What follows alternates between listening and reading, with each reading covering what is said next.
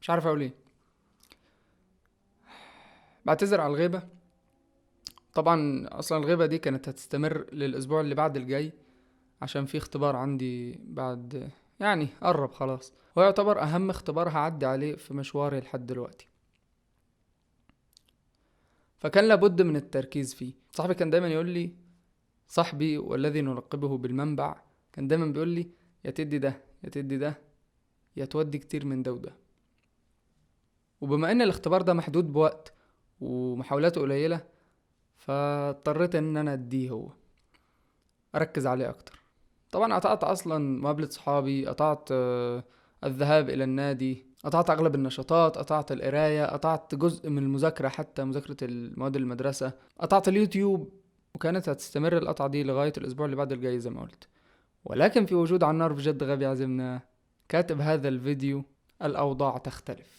فهو والشكر موصول لي، السبب الرئيسي يعتبر ان انا هعمل الفيديو ده. ولكن للاسف فيديو الاسبوع الجاي هضطر ما اعملوش، بس باذن الله الاسبوع اللي بعده هرجع بفيديو من نوع جديد عليا، وهيكون تحدي، ولكن مش تحدي من نوع اكل 80 اندومي.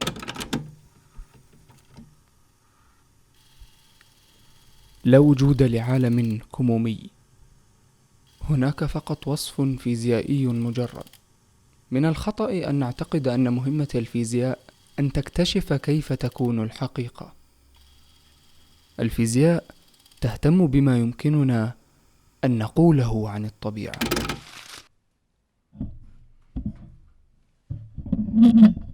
بعض الفيديوهات اللي فاتت كلمتك عن اينشتاين والقنبلة الذرية ازاي قدروا يعملوها، وفي الحلقة دي خلينا اكلمك عن واحد من اهم الشخصيات واللي كان لهم اثر في الموضوع ده، وكان ضد القنبلة الذرية والحائز على جائزة نوبل سنة 1922، ابو نظرية بناء الذرة، نيلز هنريك ديفيد بور.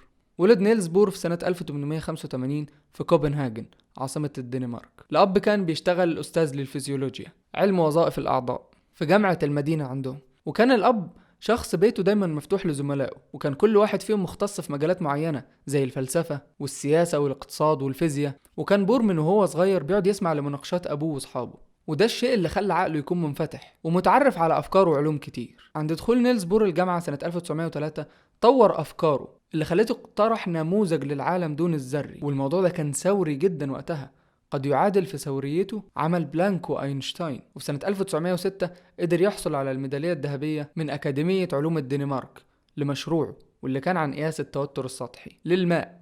انت متخيل حقق ده كله وهو طالب عنده 21 سنة بس؟ وكانت طريقة بور في البحث انه كان يقعد يبص في المسألة ويتأمل فيها لمدة احيانا بتوصل لأيام وأسابيع وشهور وأحيانا سنين، محاول ان هو يوصل لإجابة شافية ليه. سنة 1911 بعد ما بور خد شهادة دكتوراه في الفيزياء، حزم أمتعته وتوجه مسافرا إلى المملكة المتحدة.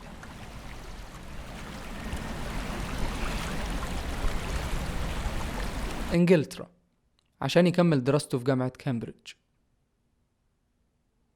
كامبريدج تحت إشراف جوزيف جون تومسون، العالم الكبير اللي اكتشف الإلكترون.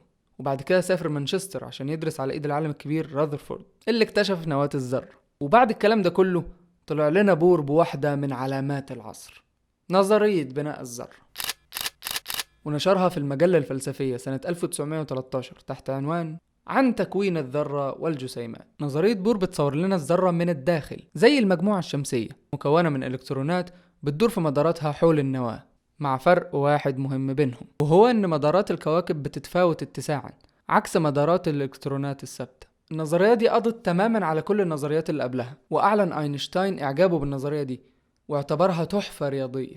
وعن طريق النظرية دي قدر بور يصور لنا ذرة الهيدروجين. كان معروف ان غاز الهيدروجين لو ارتفعت حرارته بينور، والنور ده ما بيشملش كل الالوان، بس نور من لون له ذبذبات خاصة ومحددة. وقدر بور بمنتهى الدقة يحدد لنا طول الموجات لكل الالوان اللي بيطلعها غاز الهيدروجين. وقدر بور برضو لأول مرة يفسر لنا حجم الذرات وسرعان ما قبل العلماء النظرية الجديدة دي، واستحق عليها جائزة نوبل سنة 1922. وعلى الهامش، في سنة 1920 حصلت حاجة مهمة لبور زي لقائه بالعالم اللي بعدها بسنة هياخد جائزة نوبل، ألبرت أينشتاين. وعلاقتهم مع بعض كانت علاقة صداقة، رغم ان دايما كان بينهم خلافات في آرائهم، ولكنهم برضو كانوا أصدقاء. وفي نفس السنة فتح معهد الفيزياء النظرية في كوبنهاجن، وكان بور مدير ليه، وانضم له علماء كتير، وبقى المكان ده من أهم مراكز الأبحاث الجديدة في الفيزياء. وبالرجوع لنظرية بور اللي سرعان ما واجهت مشاكل لأنها كانت مقتصرة على ذرة الهيدروجين، ولقى العلماء صعوبات كتير في تفسير حركات الإلكترونات في ذرات تانية أتقل. وأدرك بور الصعوبة دي رغم عبقريته،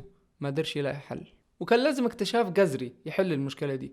والحل ده جه بعدين سنة 1925 على ايد العالم هايزنبرغ واخرون. ونط شوية لسنة 1930 واللي كان بور بيدرس فيها تركيب نواة الذرة، وهو اول من اهتدى الى ان النظائر المشعة التي ظهرت في فلق النواة فلق النواة هي اليورانيوم 235. وكان الاكتشاف ده اثره البالغ في سنة 1940 الحرب العالمية الثانية، وقتها الألمان احتلوا الدنمارك. وكان بور هنا موقفه صعب لأنه معادي للنازية وأمه يهودية، فقرر أن هو يهرب للسويد سنة 1943 وساعد يهوديين معاه كتير للهروب. وسافر من السويد لإنجلترا، ومن إنجلترا لأمريكا تحت اسم مستعار كان اسمه نيكولاس بيكر، وهناك ساعد على إنشاء القنبلة الذرية في مشروع منهاتن. كان مشروع منهاتن محتاجه، وفي واحدة من المرات سئل بور عن فرص مشروع منهاتن. What do you think the chances, or let me say, the future of Manhattan Project? I gotta say, it'll work. But the question is, what after?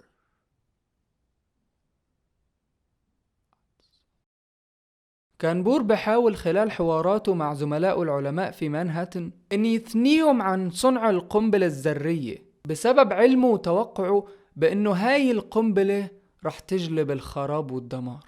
فبدأ شكله وحيد بيبص متجاوز الحرب للمشاكل اللي هتخلفها القنبلة الذرية. كان بور يعرف حق المعرفة انه بمجرد ما يفلت عفريت القنبلة النووية فإن أي قوة عظمى في العالم هتتمكن تصنع قنبلتها الخاصة. فناقش أفكاره دي مع روزفلت الرئيس الأمريكي وبوش واللورد هاليفاكس واللورد تشارل وآخرين غيرهم، وكان معظمهم متعاطف معاه، إلا أن آراءه في نظر تشرشل مثالية صوفية، وتوجهت توسلاته بأذان صماء، وذهبت اقتراحاته للقيام بعمل ملموس أدراج الرياح.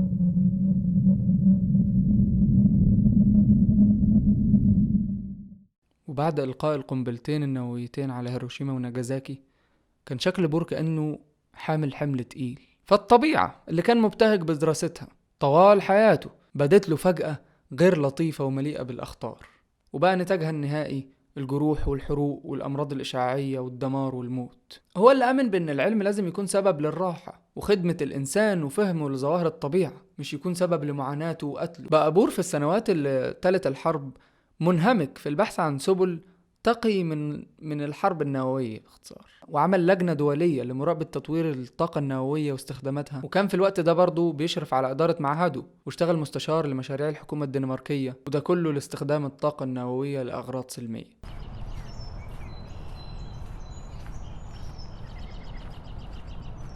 اهتم بور بالإنسان، بل حطه في المرتبة الأولى، وكان نفسه يوقف المعاناة الناجمة عن حرب نووية محتملة.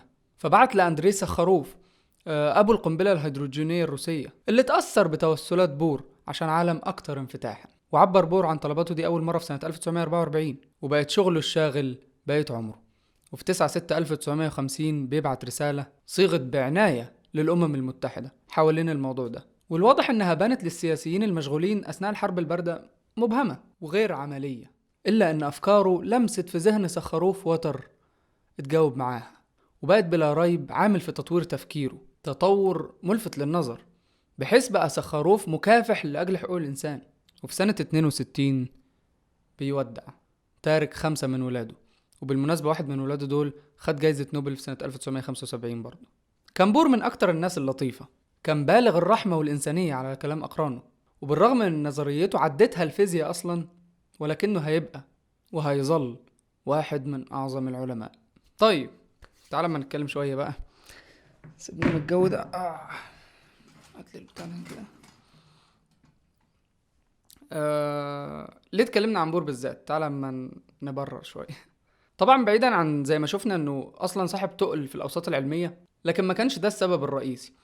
والسبب الرئيسي يعتبر ان في كتاب انا واصحابي اصلا بنحبه، اللي هو اكتر 100 شخصية مؤثرة في التاريخ، تقريبا ممكن تلاقيه باسم تاني من المترجم الخالدون الماء. فرأيي صراحة ان الكتاب ده مش مجرد كتاب شخصيات، كتاب ممكن يفتح عقلك في حاجات كتير، لانه جايب لك حرفيا اعظم حد من كل حاجة، هتلاقي من كل حاجة. وبس فكرت انا واصحابي ان ليه ما نحولوش محتوى مرئي. وطبعا اول ما اتطرحت الفكرة على طول واحد صاحبي اتحمس، هو كاتب الفيديو ده الله يجزاه خير، وقال لي انه هيكتب الفيديو وهيختار الشخصية رقم 100 اللي هو نيلز بور. بس انا بعد ما اتكتب الفيديو صراحة وعجبني جدا كتابته، وعجبني الاسلوب، انه بحث طبعا وتعمق الى اخره، بس حسيت ان هو مش حاسسها، يعني مش الشيء اللي انا عايز اتكلم عنه، مش الشيء اللي عايزه يكون هوية القناة مثلا، او عايز اوصلها. بس باختصار مش عايزها تقلب قناة شخصيات مثلا. وطبعا السبب اللي خلاني اصور الفيديو ده انه اوريدي كان جاهز، فما كانش ينفع اضيع تعبه وكده. هو طبعا تعبه ما ضاعش الحمد لله، هو بحث واستفاد اكتر، بس برضه قلت لازم اني انزل الفيديو في وقت ما. وسبحان الله جت وقت الزنقة واهو يعني فيديو جاهز مكتوب، والله يجزاه خير. ما كنتش هعمله والله، ما كنتش هعمل الفيديو الاسبوع ده لولا ان هو كان مكتوب وبطراطيف تعديل مني، يعني يعتبر 96% مثلا هو كتبه، مش عارف 96 بس تقريبا 96% هو اللي كتبه. اما عن الفكرة الاولى اللي هي تحويل الكتاب ده لمحتوى مرئي، فانا مستني رايكم في الموضوع ده. لو حد مهتم ان هو يشوف حاجه زي كده انا ما عنديش مشكله، ولكن مش هخليه الفيديو الرئيسي، يعني مش هخليه فيديو الاسبوع الخاص يعني. مش عايز، زي ما قلت انا اصلا مش عايز كده، يعني مش عايز ان هو كل اسبوع اقعد اتكلم عن شخصيه مثلا، او احدد له مثلا كل اسبوعين او اي حاجه، مش عايز انا كده. ممكن لو مثلا الفكره حلوه او عاجبه مثلا الناس، انا صراحه في كنت احيانا كتير لما بدور على شخصيات او حاجه على اليوتيوب بلاقي محتوى سيء والله، يعني ناس بتجيب مقالة ويكيبيديا تنسخها حرفيا. اقسم بالله اني كنت بقرا احيانا عن شخصيات في مقالات ويكيبيديا واخش استزيد من فيديوهات تانية، الاقي اللي في الفيديوهات نفس الكلام بالحرف. واتوقع اغلبكم يعرف القنوات دي. فلو هعمل حاجة زي كده غالبا ممكن يكون فيديو تاني في الاسبوع، او مثلا كل اسبوعين يكون يوم تاني، يعني مش يوم خميس او جمعة وسبت، يكون مثلا 2 3 اي حاجة في وسط الاسبوع.